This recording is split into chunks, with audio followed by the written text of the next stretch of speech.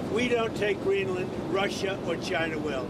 And I'm not letting that happen. Keď Donald Trump vyhlásil, že chce kúpiť Grónsko, celý svet sa smial. Považovali to za ďalší výstrelok excentrického miliardára. Lenže on nebol prvý. Už v roku 1946 ponúkol americký prezident Harry Truman Dánsku $100 miliónov v zlate za tento ostrov. Prečo majú svetové mocnosti taký záujem o kus zamrznutej skaly, kde žije menej ľudí ako v Trenčíne? Grónsko nie je len mrazivá pustatina a domov Inuitov či ľadových medveďov. Je to miesto, kde sa počas studenej vojny ukrývali jadrové mestá, kde ležia stratené atómové bomby a kde sa dnes rozhoduje, či bude mať svet dostatok surovín pre budúcnosť. A dozviete sa aj to, prečo je samotný názov Grónsko, po anglicky Greenland, vlastne najväčší realitný podvod v histórii. Poďme pekne po poriadku. V 60. rokoch, v najhlbšej paranoji studenej vojny, spustili Američania prísne tajnú operáciu projekt Iceworm. Oficiálne išlo o vedeckú základňu Camp Century, kde sa skúmala klíma. Realita? Pod ľadom vybudovali kompletné mesto. Mali tam nemocnicu, kino, kostol a dokonca prenosný jadrový reaktor. Cieľom však nebola veda. Plánom bolo vybudovať sieť tunelov o dĺžke 4000 km a ukryť v nich 600 jadrových rakiet namierených priamo na Sovietsky zväz. Prečo to však zlyhalo? Inžinieri zabudli na jednu podstatnú vec. Ľadovec nie je skala. Je to celkom irónia. Človek dokáže rozbiť atóm, postaviť raketu na mesiac, ale nenapadne mu, že ľad sa pohybuje. Príroda poslala armáde jasný odkaz a základňu jednoducho rozdrvila ako plastový pohárik. Tým sa však problémy nekončili. V roku 1968 havaroval neďaleko základne Thule bombardér B-52. Na palube niesol 4 vodíkové bomby. Lietadlo narazilo do morského ľadu, konvenčné výbušniny explodovali a radioaktívne plutónium zamorilo okolie.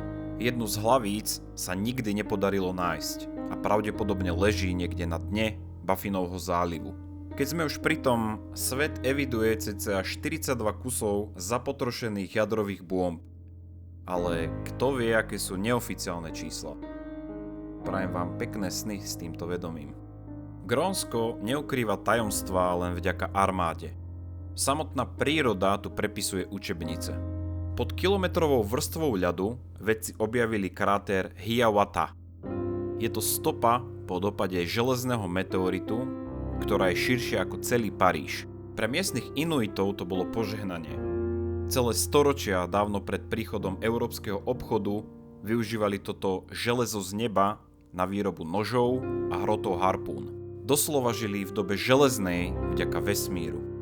A keď sa ponoríme do ľadových vôd okolo ostrova, nájdeme tam tvora, ktorý popiera zákony starnutia. Žraloka grónskeho. Radiouhlíkové datovanie očnej šošovky ukázalo, že tieto paryby sa bežne dožívajú 400 a viac rokov. To znamená, že v Grónsku dnes plávajú jedince, ktoré sa narodili v čase, keď u nás vládli Habsburgovci a v Amerike ešte neexistovali Spojené štáty. Predstavte si ten život. Sexuálne dospievajú až v 150-ke, to znamená, že na prvé rande čakajú storočie a pol. Grónsko však vysiela aj varovné signály. V roku 2021 sa stalo niečo bezprecedentné. Na najvyššom bode ľadového štítu, kde má mrznúť aj v lete, pršalo. Ľadovec navyše tmavne. Môžu za to mikroskopické riasy, ktoré kvitnú a farbia sneh na červeno-čiernu.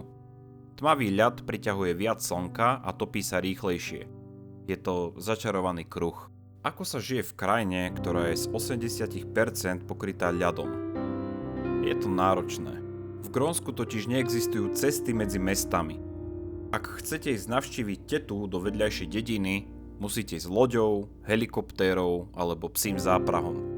Auto využijete tak maximálne na cestu do potravín. Keď sme pri potravinách, grónska kuchyňa je kapitola sama o sebe. Najväčšou pochuťkou je kiviak. Znie to príjemne, ale... Vezmete mŕtvého tuleňa, do jeho útrob napcháte asi 500 malých vtákov a liek, aj s perím a zobákmi. Tuleňa zašijete, zamažete tukom a necháte ho pol roka hniť pod kameňom. Potom to vykopete a jete. Nuž, Japonci a ich fugu je v tomto prípade bezpečná voľba. Ak totiž ten hnilý tuleň nie je kvalitne, ak sa teda dá hovoriť o kvalite pripravený, máte jednosmerný lístok na druhú stranu. S Pánom Bohom. Spoločnosť v Grónsku však rieši aj vážne traumy. Dánsko sa v 50. rokoch snažilo Inuitov civilizovať, často drastickými metódami. Odobrali deti rodinám, presídlili celé dediny kvôli vojenským základňam a dokonca vykonávali nútenú sterilizáciu žien bez ich vedomia. Tieto jazvy sa hoja pomaly a Grónsko má dodnes jednu z najvyšších mier na svete. Je to temná stránka, o ktorej sa v turistických brožúrach nedočítate. Zaujímavosťou je aj ich väzenský systém. V Nuku, v hlavnom meste, majú väznicu, ktorá vyzerá skôr ako horský hotel. Väzni, vrátane vrahov, majú kľúče od svojich ciel, chodia do práce, do mesta a dokonca môžu ísť na lov. Filozofia je taká, že samotné vytrhnutie z komunity je najväčším trestom a netreba mreže.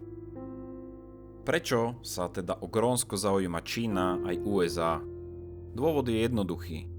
Pod ľadom leží poklad v podobe nedotknutých nerastných surovín. Nachádzajú sa tu obrovské zásoby vzácnych zemín, ktoré sú kľúčové pre výrobu čipov, batérií a elektromobilov. Kto ovláda Grónsko, bude ovládať technológie 21. storočia. A dôležitá je ešte jedna surovina, ktorú by ste nečakali. Piesok. Topenie ľadovcov vyplavuje do oceánu miliardy tón kvalitného sedimentu, ktorý je použiteľný v stavebníctve. Je až šialené, že na svete existujú rozsiahle púšte a svet trpí nedostatkom piesku. Púštny piesok je však nekvalitný a v stavebníctve je takmer nepoužiteľný. Táto kombinácia nerastných surovín je lákadlo pre mlsné jazyčky svetových mocností. A ešte jedna zaujímavosť. Grónsko je prvý prípad realitného marketingu. Viking Erik Červený, ktorého vyhostili z Islandu, pomenoval Grónsko Greenland, teda zelená zem, aby nalákal nových osadníkov. Štandardne sa vtedy nové územia pomenúvali podľa prvej veci, ktorú objavitelia uvideli. No a zelená zem znie lepšie ako kus prašivého ľadu. Tento trik sa podaril a pár osadníkov naozaj prišlo. Je otázne, čo spravili Erikovi, keď zistili, že ich dotrepal na kus ľadu. Mne však spravíte radosť, ak zvážite odber, ak ho ešte nemáte, a rovno si môžete ísť pozrieť odporúčané video. Čau!